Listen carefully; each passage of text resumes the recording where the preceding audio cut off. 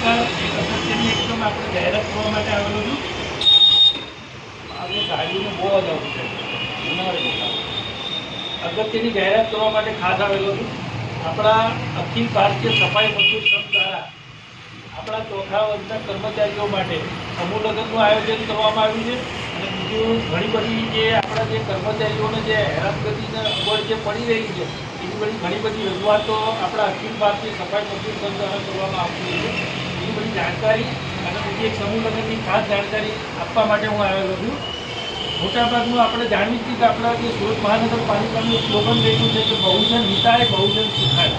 જ્યાં સૌથી વધારે લોકોનું હિત હોય ને સૌથી વધારે લોકોનું સુખ હોય એવા જ સુરત મહાનગરપાલિકા અને સુરત મહાનગરપાલિકાના આપણા તે તમામ યુનિયનો કામ કરતા આવ્યા છે. તો એમાં એક વધુમાં એક કામ છે કે સમૂહ લગ્ન. તો સમૂહ લગ્ન તો કહો જ છું, પણ સાથે સાથે બીજા જે હમણાં થોડા દિવસ પહેલાં આપણે ઘણી બધી રજૂઆતો કરવામાં આવી આપણી અખિલ ભારતીય સફાઈ મજદૂર સંઘ દ્વારા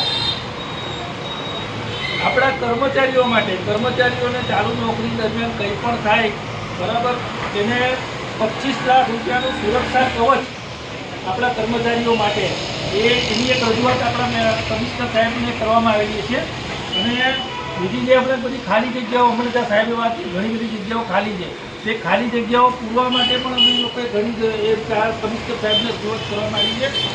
અને વારસદાર અને જે કર્મચારી હોય આપણા એમથી કદાચ કોઈ બીમારીમાં સપડાઈ જાય કે કોઈ એક્સિડન્ટમાં સપડાયેલા હોય અને કર્મચારીથી કામ ના થતું હોય ને એ વારસાઈમાં એમના છોકરાઓને નોકરી આપવા માંગતા હોય એ વારસાઈ માટે અમે લોકોએ એક દરખાસ્ત મૂકવાના છે આપણા કમિશનર મેડમ પાસે.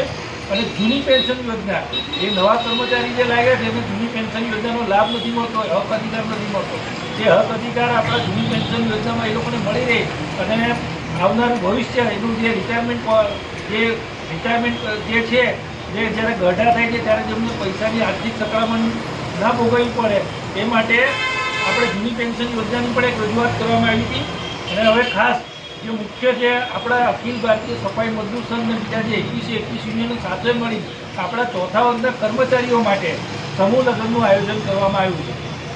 11મા મહિને 27 તારીખે બંને પક્ષે 11,000 રૂપિયા ફી રાખવામાં આવી છે.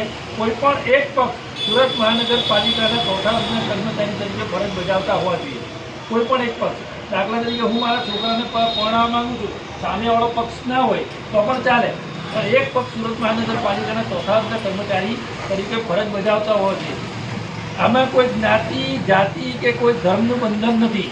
દરેક જ્ઞાતિવાળા, દરેક જાતિવાળા અને દરેક ધર્મવાળા આપણા સમૂહ લગ્નમાં જોડાઈ શકશે. ફક્ત એક જ શરત કે આપણા ચોથા વર્ગના કર્મચારી તરીકે ફરજ બજાવતા હોવા જોઈએ. કર્મચારી મેં જાણે મારા છોકરાને મહેનત કરવા લીધા, તમને આયોજન આપ્યું, તમને બધી જ વસ્તુમાં પૂરી કરી. મારા તરફથી કેટલા વ્યક્તિ આવશે, જાન તરફથી કે જાન એ ફોર્મ હશે ને, ફોર્મની અંદર બધું લખેલું જ હશે. તમને જ્યારે 50 માંગણી કરો તો સામે પછી અમારે બોલાવવા. એ વાત તમારો પ્રશ્ન યોગ્ય છે. એની તમે જ્યારે ફોર્મ લેવા આવશો ને ત્યારે ફોર્મની અંદર બધા નીતિ નિયમો લખેલા છે કે તમારે કઈ રીતે ધ્યાન લાવવાની છે, કઈ રીતે કેટલા વ્યક્તિઓ આવવાના છે, છોકરા કે છોકરા પક્ષ એ બધું ફોર્મમાં બધું લખેલું છે, ડિટેલ બધી આપેલી છે. અત્યારે તો હું આ તમને જાહેરાતની મુખ્ય જે મુદ્દા છે સમૂહ લગ્નના બરાબર એ તમને જણાવું છું. પછી બીજું કે સમૂહ લગ્નનું આયોજન સુરત શહેરમાં રાખવામાં આવ્યું છે, બહાર નથી. એટલે સુરત શહેરમાં અંદર સુરત મહાનગરપાલિકાનો જે હદ વિસ્તાર કરી એમાં આખું આયોજન કરવામાં આવ્યું છે. એટલે જે કોઈ કર્મચારી અથવા કર્મચારીઓના વારસદાર એટલે તાલીમાર્થી જે નવા લાગ્યા હોય એ અને જે વારસદાર જે જૂના નોકરી કરતા હોય એના છોકરા છોકરીને સમૂહ લગ્નમાં જોડાવા માંગતા હોય તેના ફોર્મ તૈયાર છે. અને બીજું કે કોઈ કરિયાવર આપવા માંગતું હોય, કોઈ દાન લખાવવા માંગતું હોય તો અમારો સંપર્ક કરજો. અમે અહીંયા આવીને દાન અને કરિયાવર અમે આવીને લઈ જશું. તમારો આભાર, તમારો સમયનો આપણે તમે કાઢ્યો. Thank you.